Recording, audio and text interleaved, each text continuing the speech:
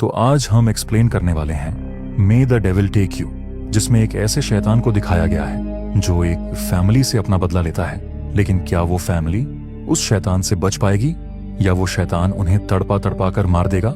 ये जानने के लिए वीडियो को आखिर तक देखिए। इस मूवी में काफी सारा सस्पेंस और थ्रिलर है। जैसे जैसे कहानी आगे बढ़ती जाएगी वैसे वैसे एक नया खुलासा होगा। इस मूवी में खून खराबा और काफी वायलेंस भी है, तो ये वीडियो आप अपने रिस्क पर देखें। मूवी की शुरुआत में हमें एक आदमी दिखाया जाता है जिसका नाम लेस्टमना विजाया था। हम देखते हैं कि लेस्टमना काफी डरा हुआ है और साथ ही वो किसी का इंतजार कर रहा था। तभी उसके दरवाजे पर एक औरत आई। शायद लेस्टमना इसी औरत का इंतजार कर रहा था। लेस्टमना उस औरत से कहता है कि तुमने जो भी कुछ कहा था उस सब का इंतजाम मैंने कर लिया है। इतना कहकर लेस्टमना ऊपर जाने लगता है। तभी वो औरत उसे रोककर कहती है कि ये काम हम घर के बेसमेंट में करेंगे। जिसके बाद ये दोनों बेसमेंट में चले जाते हैं, जहां वो औरत मंत्र पढ़ते हुए कोई रिचुअल करने लगती है। फिर लेस्टमना उसे एक नोटों की गड्डी और कुछ बाल देता है, जहां वो औरत उस बाल को पेपर में रैप करके खा जाती है। फिर वो अपने बाल तोड़कर लेस्टमना को खाने के लिए देती है। ना चाहते हुए भी लेस्टमना को उसके बाल खाने पड़ते हैं, लेकिन वो ऐसा क्यों कर रहा है ये हमें आगे पता चलेगा। जिसके बाद वो औरत लेस्टमना की उंगली काटकर उन नोटों को उसके खून से रंग देती है। ये सब देखकर लेस्टमना काफी छिटक जाता है। वो कहने लगता है कि मुझे तुम पर यकीन नहीं है, तुम जरूर मेरे साथ धोखा कर रही हो। लेकिन जब लेस्टमना मुड़कर देखता है तो उसके होश उड़ जाते हैं, क्योंकि वो औरत अब हवा में उड़ रही थी। ये देखकर लेस्टमना काफी डर जाता है और उस औरत से माफी मांगता है। तभी अचानक उसके ऊपर पैसों की बारिश होने लगती है। इतना सारा पैसा देखकर लेस्टमना बहुत खुश होता है। तब वो औरत उसे कहती है कि तुम्हारा काम हो गया, अब तुम यहाँ से जा सकते हो। तुम्हारी जिंदगी बदलने वाली है। अब से तुम्हारी जिंदगी में पैसों की कोई कमी नहीं होगी, लेकिन अपना वादा याद रखना। जिसके बाद लेस्टमना वहां से निकल जाता है। अब वो औरत किस वादे के बारे में बात कर रही थी और कहीं लेस्टमना को इन पैसों के बदले कुछ गंवाना तो नहीं पड़ेगा, इसके बारे में हमें आगे पता चलेगा। जिसके बाद हमें पता चलता है कि लेस्टमना रातों रात अमीर बन चुका है और हर तरफ सिर्फ उसी की बातें हो रही। फिर कुछ दिनों बाद खबर मिलती है कि लेस्टमना की पत्नी किसी कारण से मर गई। उसके बाद लेस्टमना किसी लक्ष्मी नाम की एक एक्ट्रेस से शादी करता है। लेकिन अब धीरे धीरे आगे जाकर लेस्टमना के सारे बिजनेस ठप पड़ जाते हैं। उसका सारा पैसा खत्म होने लगता है और देखते ही देखते वो गरीब हो जाता है। लेकिन ये कैसे हुआ? उस औरत के मुताबिक तो लेस्टमना को जिंदगी में कभी भी पैसों की कमी नहीं होने वाली थी। तो अचानक उसके साथ ये क्या हुआ? इसके पीछे एक बहुत खौफनाक कहानी छुपी हुई है। जिसके बाद हम लेस्टमना की बेटी को देखते हैं, जिसका नाम एल्फी था। एल्फी लेस्टमना की पहली पत्नी की बेटी थी। दरअसल जब लेस्टमना ने अपनी पहली पत्नी की मौत के बाद दूसरी शादी की, तब एल्फी ने अपने फादर को छोड़ दिया था। अपने फादर से अलग हुए उसे लगभग 10 साल होने को आए थे। तभी अचानक एल्फी को हॉस्पिटल से फोन आता है, जहां उसे पता चलता है कि उसके फादर लेस्टमना की तबीयत काफी खराब हो चुकी है। इसलिए एल्फी को ना चाहते हुए भी हॉस्पिटल जाना पड़ता है। लेकिन जब वो हॉस्पिटल के लिफ्ट में जाती है तो हम देखते हैं कि उसके साथ लिफ्ट में एक परछाई भी है। एल्फी भी इस चीज को महसूस करती है, लेकिन वो उस साए को देख नहीं पाती। अब वहां पहुंचने पर एल्फी देखती है कि वहां उसके सौतेले भाई बहन भी आए हुए। दरअसल लेस्टमना ने जिस औरत से शादी की थी उसके पहले से 2 बच्चे थे, यानी लक्ष्मी का एक बेटा और एक बेटी थी, मतलब रूबेन और माया। लेकिन साथ ही लक्ष्मी और लेस्टमना की भी एक बेटी थी जिसका नाम नारा था। लेकिन नारा इस वक्त यहाँ मौजूद नहीं थी।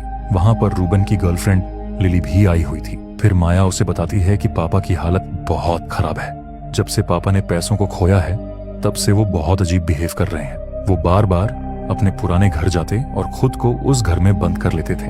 यहाँ पर माया उसी घर की बात कर रही थी जिसे हमने मूवी की शुरुआत में देखा था।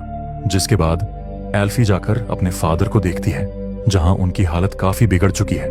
तभी माया कहती है कि पापा के सारे पैसे डूब गए। अब हम लोग काफी गरीब हो चुके हैं। हमारे पास इतने पैसे भी नहीं हैं कि हम पापा का इलाज कर सकें। हमारे पास सिर्फ पापा का वो पुराना घर है जो तुम्हारे नाम पर है। क्यों ना हम लोग उस घर में पड़ी चीजों को बेचकर पापा का इलाज करें? जिस पर एल्फी कहती है कि मैं सोच कर बताऊंगी। जिसके बाद वो लोग वहां से चले जाते हैं, जहां एल्फी अकेले में अपने फादर से कहती है कि आपको इस हालत में देखकर मुझे बहुत सुकून मिल रहा है। आपने मेरी माँ के मरने के बाद दूसरी शादी कर ली। आपने मेरी माँ को कभी प्यार ही नहीं किया था। आपके साथ जो भी हो रहा है वो सब आपके कर्मों का फल है। इससे हम लोग समझ जाते हैं कि एल्फी अपने फादर से काफी नफरत कर रही थी। उसी दौरान हम एल्फी का हाथ देखते हैं जिस पर अचानक नाखूनों के निशान आ जाते हैं। तभी वहां की लाइट्स भी चली जाती हैं, जहां एल्फी को वही चीज फिर से महसूस होने लगती है जो उसने लिफ्ट में की थी। और तभी वो देखती है कि एक शैतानी साया उसकी तरफ बढ़ रहा है। एल्फी वहां से भागने की कोशिश करती है, लेकिन अब लेस्टमना ने उसका हाथ पकड़ लिया था। तभी वो साया उसकी ओर तेजी से बढ़ने लगता है। ये देखकर एल्फी काफी डर जाती है, मगर अगले ही पल वो साया गायब हो जाता है।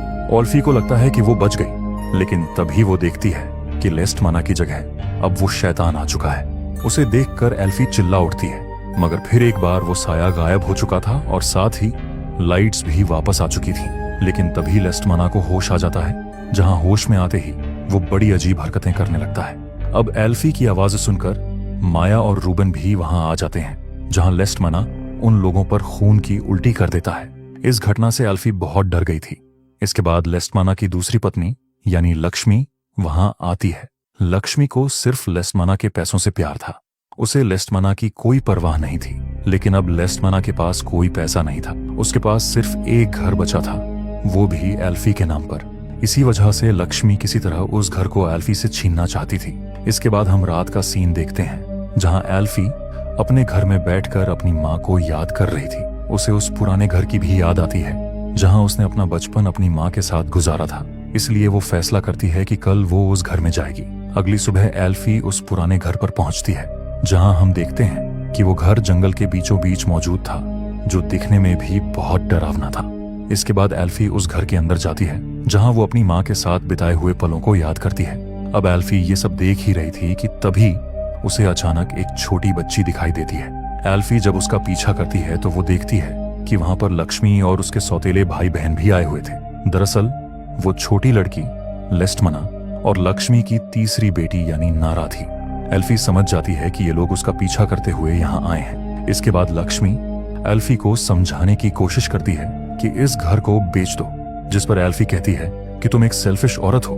तुमने मेरे फादर से सिर्फ इसी इरादे से शादी की थी कि तुम उनके पैसों से ऐश कर सको, लेकिन मेरी माँ तुम्हारे जैसी मतलबी औरत नहीं थी। वो पापा के साथ उस समय से थी जब उनके पास कुछ भी नहीं था, और तुम तब आई जब पापा के पास पैसा था। इस पर माया एल्फी पर काफी गुस्सा होती है, लेकिन एल्फी नहीं रुकती। वो उससे कहती है कि पापा की हालत ठीक नहीं है, तो उनका साथ देने की बजाय तुम्हारी माँ उनकी बची कुची दौलत को भी छीनना चाहती है। ये सुनकर लक्ष्मी काफी गुस्सा हो जाती है और एल्फी को थप्पड़ मार देती है। एल्फी भी गुस्सा होकर बिना खाना खाए वहां से चली जाती है। लेकिन थोड़ी देर बाद रूबन खाना लेकर उसके पास आता है। उस वक्त एल्फी एक डायरी पढ़ रही थी, लेकिन उसके आते ही वो अपनी डायरी बंद करके बैग में रख देती है। अब एल्फी किस डायरी को छुपा रही थी ये हमें आगे पता चलेगा। फिर रूबन लक्ष्मी और माया की तरफ से उससे माफी मांगता है और कहता है कि तुम गुस्सा मत हो, जल्द ही सब कुछ ठीक हो जाएगा। इससे हम समझ जाते हैं कि रूबन एक अच्छे दिल का लड़का था। अब ये दोनों बात कर ही रहे थे कि तभी माया रूबन को बाहर बुलाती है और उसे एक बंद बेसमेंट दिखाती है, जहां हम देखते हैं कि ये वही बेसमेंट था जिसे हमने मूवी की शुरुआत में देखा था। माया कहती है कि हमें इस बेसमेंट में जाना चाहिए, क्या पता अंदर हमारे पापा ने पैसा या कोई महंगी चीज रखी हो, इसलिए हमें अंदर जाकर देखना चाहिए। इसके बाद ये लोग बेसमेंट के दरवाजे को खोलने की कोशिश करने लगते हैं। वहीं दूसरी ओर हम एल्फी को देखते हैं, जो घूमते हुए अपने पापा के कमरे में पहुंचती है, जहां उसे कई सारी अजीब चीजें मिलती हैं। ये सब देखकर साफ पता चल रहा था कि यहाँ पर कोई काला जादू हुआ है। इसे देखकर एल्फी समझ जाती है कि जरूर यहाँ पर कुछ गड़बड़ है। वहीं अब रूबन और माया ने उस बेसमेंट का दरवाजा खोल दिया था। ये लोग नीचे जाने ही वाले थे कि तभी वहां एल्फी आ जाती है, जो उन्हें अंदर जाने से साफ मना कर देती है। वो कहती है कि जरूर इस घर में कुछ न कुछ अजीब हुआ है, लेकिन इस बात से लक्ष्मी को गुस्सा आ जाता है। उसे लग रहा था कि एल्फी जानबूझकर ऐसा कर रही है, मगर तभी नारा डरते हुए बेसमेंट की ओर इशारा करती है, जहां हम देखते हैं कि बेसमेंट से एक हाथ बाहर निकल रहा है। लेकिन ये लोग कुछ समझ पाते उससे पहले ही वो हाथ लक्ष्मी को पकड़कर अंदर खींच लेता है। और अब शुरू होता है इस कहानी का खौफनाक सफर, जो आपकी रूह कंपा देगा। अब ये देखकर ये लोग काफी डर जाते हैं। इन्हें बेसमेंट से लक्ष्मी के चिल्लाने की आवाज भी आ रही थी। माया अपनी माँ को बचाने के लिए अंदर जाना चाहती थी, लेकिन रूबीन उसे जाने से मना करता है। ये लोग कुछ फैसला कर पाते तभी खुद लक्ष्मी ही बेसमेंट से बाहर आ जाती है, लेकिन एक शैतानी रूप में। वो बाहर आते ही माया पर अटैक कर देती है, लेकिन एल्फी लक्ष्मी पर हमला करके माया को बचा लेती है। सबको लगता है कि लक्ष्मी मारी गई, मगर अगले ही पल वो उठ खड़ी होती है और कहती है कि तुम्हें अपना कर्ज अपनी आत्मा देकर चुकाना होगा। इतना कहकर वो वहां से चली जाती है, जिससे ये लोग समझ जाते हैं कि बेसमेंट के अंदर जरूर कोई खौफनाक चीज छुपी हुई है। इसलिए रूबीन तुरंत उस बेसमेंट को लॉक कर देता है। अब हम देखते हैं कि लक्ष्मी के काटने से माया काफी जख्मी हो चुकी थी, इसलिए उसका वक्त पर इलाज करना बहुत जरूरी था। यहाँ से निकलने के लिए ये लोग कार की ओर भागते हैं, लेकिन लक्ष्मी ने इनकी सारी गाड़ियों को खराब कर दिया था, जहाँ अब ये लोग बुरी तरह फंस चुके थे। लेकिन माया का इलाज जरूरी था, इसलिए एल्फी कहती है मैं माया को लेकर पास वाले गाँव में जाती हूँ, वहां से जरूर कोई ना कोई मदद मिलेगी। इसके बाद एल्फी माया को लेकर वहां से निकल पड़ती है। अब एल्फी को अपनी मदद करते देख माया को अपनी गलती का एहसास होता है।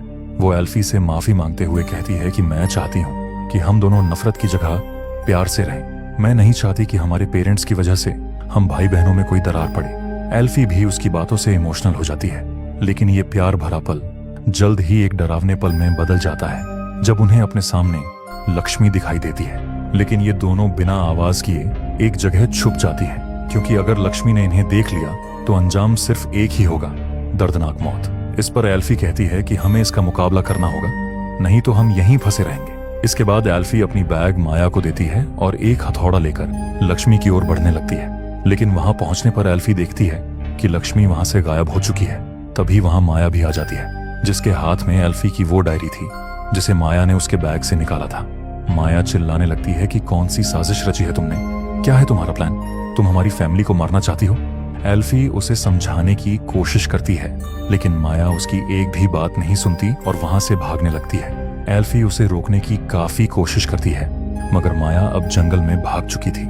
इसके बाद हम रूबीन और नारा को देखते हैं, जहां रूबीन अपनी गर्लफ्रेंड लिली को कॉल करके मदद के लिए बुलाता है। लिली भी तुरंत उसकी मदद करने के लिए निकल पड़ती है। तभी हम ऑल्फी को देखते हैं, जो वापस नारा और रूबीन के पास आती है और रूबीन को वो डायरी दिखाती है, जिसे देखते ही माया डरकर भाग गई थी।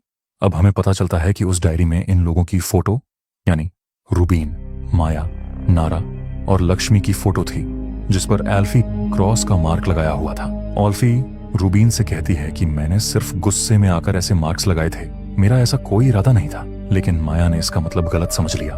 उसे लगा कि मैं तुम्हारी फैमिली को मारना चाहती हूँ, इसलिए वो मुझसे डरकर जंगल में भाग गई। मैंने उसे ढूंढने की कोशिश की, लेकिन वो मुझे कहीं पर भी नहीं दिखी। मगर माया को लिए बिना मैं यहाँ से नहीं जाऊंगी। सुबह होते ही हम उसे ढूंढने जंगल में जाएंगे। तभी हम उस साए को देखते हैं, जो बेसमेंट से बाहर निकलकर नारा के पास पहुंचता है, जहां नारा सो रही थी।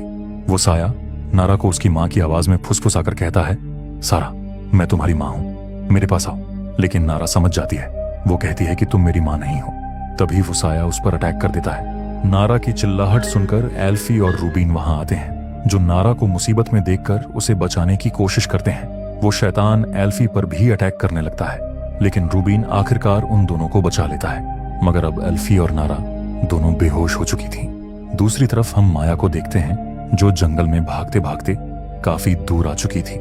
लेकिन तभी अचानक उसके सामने उसकी माँ यानी लक्ष्मी आ जाती है, जो माया को देखते ही उस पर अटैक कर देती है।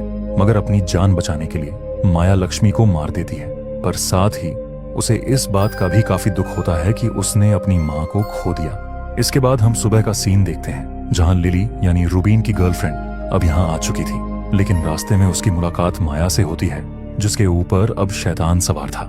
लिली को देखते ही माया उसे बुरी तरह मार डालती है, जिसके बाद वो वापस घर लौटती है। यहाँ बेसमेंट से वो शैतान उसे बुलाने लगता है कि मेरे पास आओ, मैं तुमसे बात करना चाहती हूँ। फिर माया बेसमेंट के अंदर चली जाती है, जहां उसे कुछ डॉल्स दिखती हैं। ये डॉल्स दरअसल इन्हीं लोगों की थीं। तभी वो साया कहता है कि तुम मेरी गुलाम बन जाओ, मुझे सिर्फ एल्फी और नारा चाहिए, फिर मैं तुम्हें छोड़ दूंगी। इस पर माया मान जाती है और तभी वो शैतान उसके अंदर आ जाता है। इसके बाद हम एल्फी को देखते हैं, जिसे पियानो की आवाज से होश आता है। एल्फी नीचे जाती है तो देखती है कि माया वापस आ चुकी है और वहीं पियानो बजा रही थी। लेकिन अचानक माया शैतानी रूप में आ जाती है। उसे देखकर एल्फी जोर जोर से चिल्लाने लगती है, पर तभी वहां पर रूबीन और नारा आ जाते हैं, जिन्हें देखकर माया अपने नॉर्मल रूप में आ जाती है। माया एल्फी से कहती है कि तुमने शायद कोई बुरा सपना देखा होगा। इसके बाद हम शाम का वक्त देखते हैं, जहां एल्फी रूबीन से कहती है कि हमें यहाँ से जाना चाहिए। काफी सोचने के बाद एल्फी कहती है कि शैतान असल में सिर्फ मेरे और नारा के पीछे पड़ा है, क्योंकि हम लिस्माना का खून है। वो शैतान तुम्हारे नहीं बल्कि हमारे पीछे पड़ा है। वो किसी वजह से सिर्फ हमें मारना चाहता है। दरअसल रूबीन और माया लक्ष्मी के पहले पति के बच्चे थे और एल्फी और नारा में लिस्माना का खून था। पर वो शैतान सिर्फ इन दोनों के पीछे क्यों पड़ा था, ये हमें थोड़ी देर में ही पता चलेगा। लेकिन तभी माया जोर जोर से हंसने लगती है और कहती है, एल्फी तुमने सही कहा। इतना कहकर माया वहां से भाग जाती है। ये लोग समझ जाते हैं कि वो शैतान माया के अंदर जा चुका है। रूबीन एल्फी से कहता है कि तुम नारा का ध्यान रखो, तब तक मैं माया को ढूंढ कर लाता हूं। जहां माया को ढूंढते हुए रूबीन एक कमरे में पहुंचता है जहां माया उसका इंतजार कर रही थी। माया उसे समझाने लगती है कि हमें एल्फी और नारा को उस शैतान के हवाले करना होगा, लेकिन रूबीन उसकी बात बिल्कुल नहीं मानता। इस पर माया उसकी डॉल को तोड़ने लगती है, जिसकी वजह से रूबीन के भी हाथ पैर टूटने लगते हैं और उसकी बेरहमी से मौत हो जाती है। ये देखकर नारा और एल्फी वहां से भागने लगते हैं, लेकिन वो शैतान उनकी डॉल का इस्तेमाल करके उन्हें बेहोश कर देता है। और अब होगा सारे सवालों का खुलासा। जब एल्फी की आंखें खुलती हैं तो वो देखती है कि एक औरत काला जादू कर रही है। ये वही औरत है जिसे हमने मूवी की शुरुआत में देखा था। इसके बाद वहां लिस्माना आता है। ये दरअसल उस वक्त का समय है जब लिस्माना के पास पैसा आ चुका था और अब वक्त था उस औरत का वादा पूरा करने का। वो औरत लिस्माना से कहती है कि तुम अपनी बेटी एल्फी का बाल लाए हो ना, जिस पर लिस्माना कहता है कि मैं अपनी बेटी की बलि नहीं दे सकता। वो औरत कहती है, लेकिन तुमने मुझे वादा किया था, तुम्हें न चाहते हुए भी अपनी बेटी की बलि देनी होगी। इस पर लिस्माना उसे अपनी बेटी के बाल बताकर अपनी पत्नी के बाल दे देता है। दरअसल उस औरत ने पैसों के बदले लिस्माना से उसकी बेटी की बलि मांगी थी। इसके बाद वो औरत उस बाल पर रिचुअल करती है और इसी वजह से एल्फी की मां यानी लिस्माना की पत्नी मारी गई। लेकिन रिचुअल के बाद उस औरत को पता चलता है कि लिस्माना ने उसे धोखा दिया है। वो उसे मारने जाती है, लेकिन इससे पहले ही लिस्माना उसके अंदर खंजर घोंप देता है। मरने से पहले वो औरत उसकी बांह नोचकर खा जाती है और कहती है, तेरा खून मेरे हाथों मारा जाएगा। तुमने पैसों के बदले अपनी बेटी की बलि देने का वादा किया था, जो तुमने पूरा नहीं किया। अब तुम्हारा सारा पैसा तुमसे छीन जाएगा।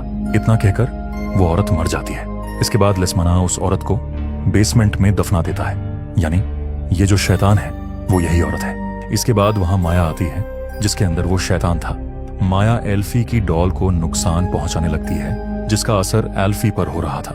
इसी दौरान एल्फी की नजर माया के गले पर जाती है, जहां माया की डॉल लटकी हुई थी।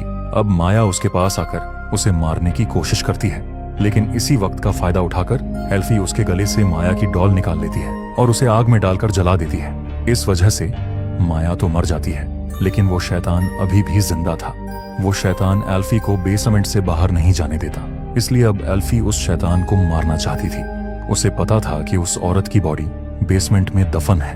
वो तुरंत खोदकर उसकी बॉडी को बाहर निकालती है, जहां वो उसका पेट फाड़कर लिस्माना के वो बाल निकालती है जो उसने मरते वक्त निकले थे।